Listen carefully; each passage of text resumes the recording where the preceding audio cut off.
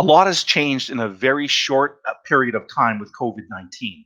One of the massive changes is the sudden shift away from our physical offices. And in abandoning our offices and buildings, we've also abandoned our IT infrastructure and security. This poses a very serious threat for your company. Stay tuned for this episode of Coping with COVID-19, where we focus on cybersecurity and what it means for you.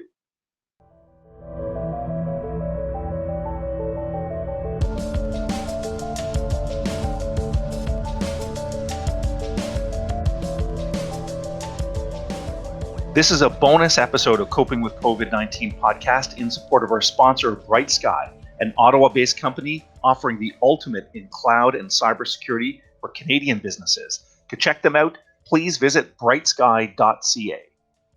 Hello and welcome to Ottawa Business Journal's coverage of COVID-19. My name is Michael Kern from the Ottawa Business Journal. In this episode, we're talking about a critical issue for business, and I suspect it's an issue that is very confusing for a lot of business owners and managers because it's complicated and there is an ever-evolving risk associated with this. For that reason, I think it's an issue that often gets ignored, but you do so at your own peril. I'm talking about cybersecurity. So let's talk with our guests now. Please welcome Devin Sompi, the Director of Information Security at Bright Sky Technologies. Hey, Devin, how are you doing? I'm doing great. How are you doing, Michael? Good. I'm really eager to have you on board. I think this is a super topical issue and one that often is getting ignored these days. So I'm really happy that we're going to dig into this. So as I indicated, these are really unprecedented times, Devin. If you think about it, hundreds of thousands of people in our city have basically abandoned their offices. They've gone from something that's a very well laid out IT security systems and security to working from home. So I guess the first thing I want to ask you is, what sort of risks does that bring up when we have people just in almost the blink of an eye move from an office environment to a home environment?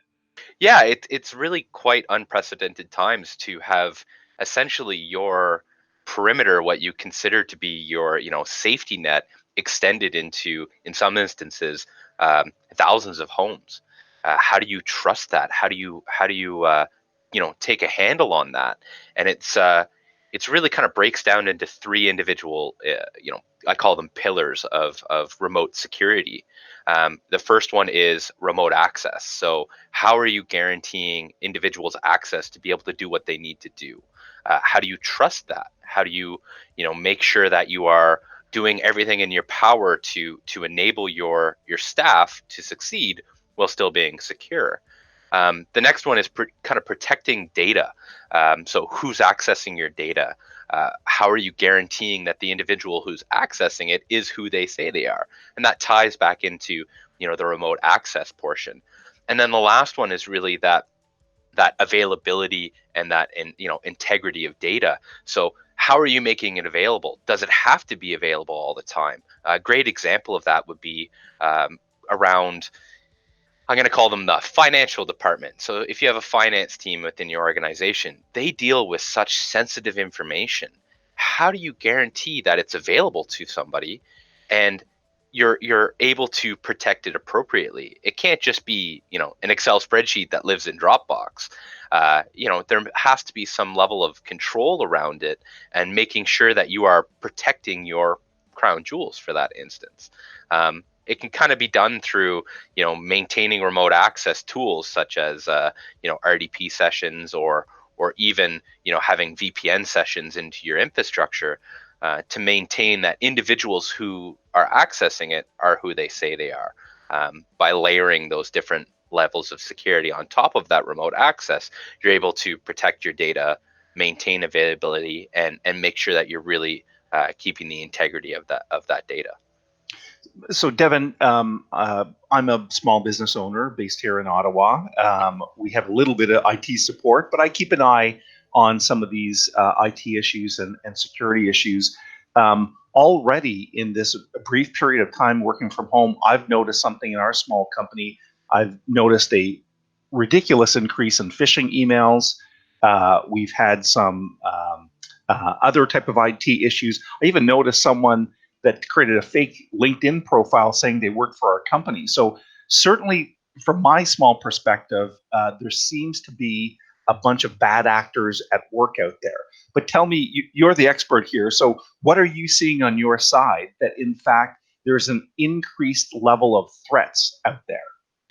Yeah, there really is. These bad actors, these threat actors are they're opportunistic. They'll take an advantage wherever they can get it.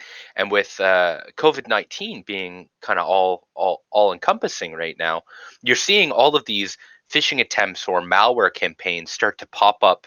Um, more quickly than what you had seen in the past. There have always been targeted attacks at organizations, but now it's starting to trickle down into small businesses.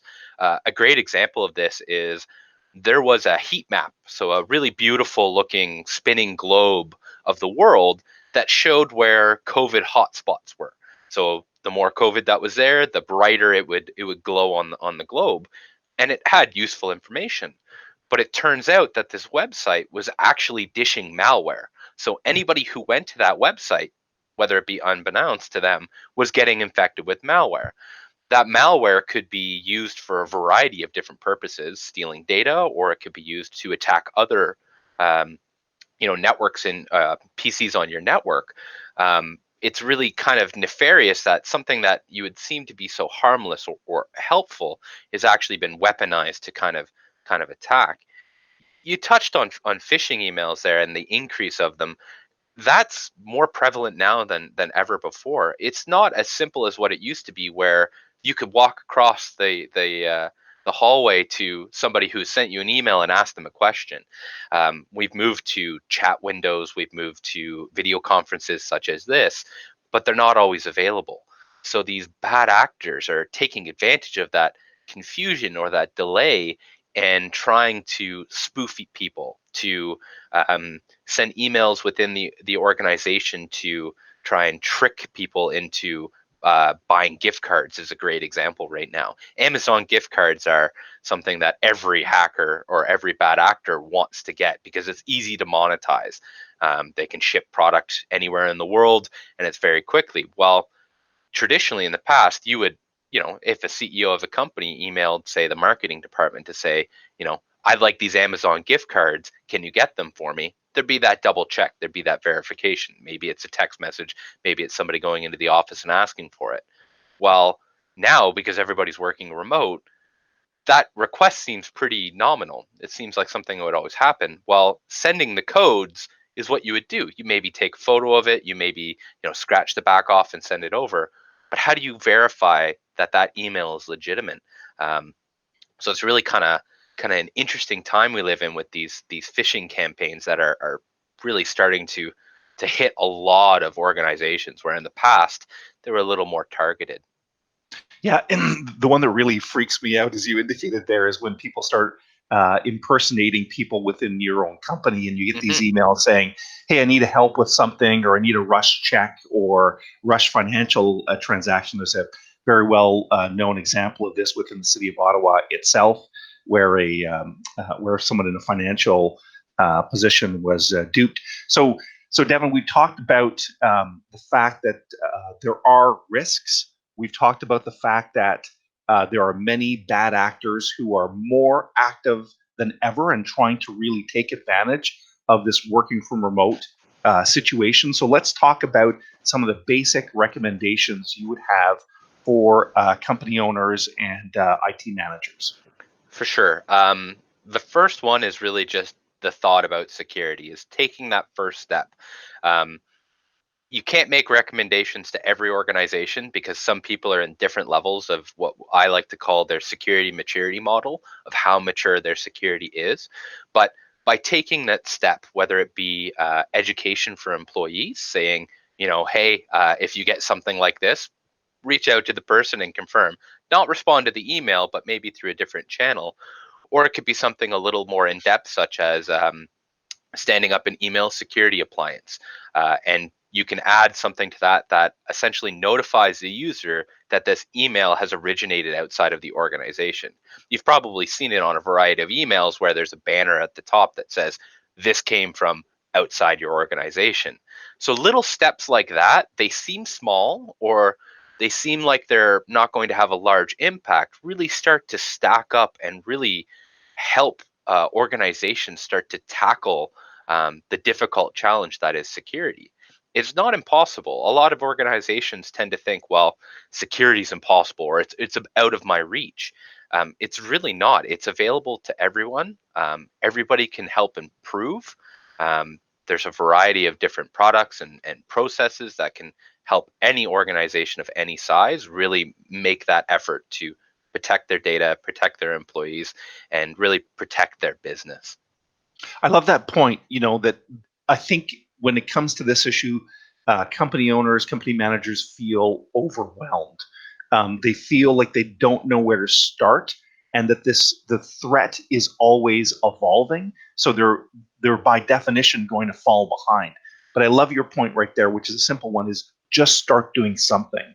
Yeah. At some point, though, Devin, they might need some expertise. So I want to talk about Bright Sky, zero in on your company for a minute. This is a very cool Ottawa company, been featured by Ottawa Business Journal many times, one of the fastest growing companies in Ottawa. So you're doing very well and evolving. So tell us about how Bright Sky specifically addresses cybersecurity. Sure. So Bright Sky in a whole has always had security in its DNA. We've kind of worked from the ground up. We're users of our own security tech, and through that, we have made these offerings that we can offer to a variety of organizations. We call it our security platform, and essentially, it's an integration of a variety of best-of-breed technologies into a cohesive service. So it can cover everything, but what's unique about it is if companies already have products or security processes in place, we can slot in to cover off the gaps. So it's not a rip and replace like you would traditionally get with a service. It's really about maximizing on that return of investment that a business may have made in a firewall or a proxy, and utilizing our expertise. We have a great team in house that has many years of security service. They've worked for large organizations to federal government to banks, and it's we've taken that knowledge and really produced a comprehensive service that we can offer to anyone. The misnomer is it doesn't have to be on a cloud. It can be on prem. It could be in a hybrid solution. It could be in a public cloud or a private cloud.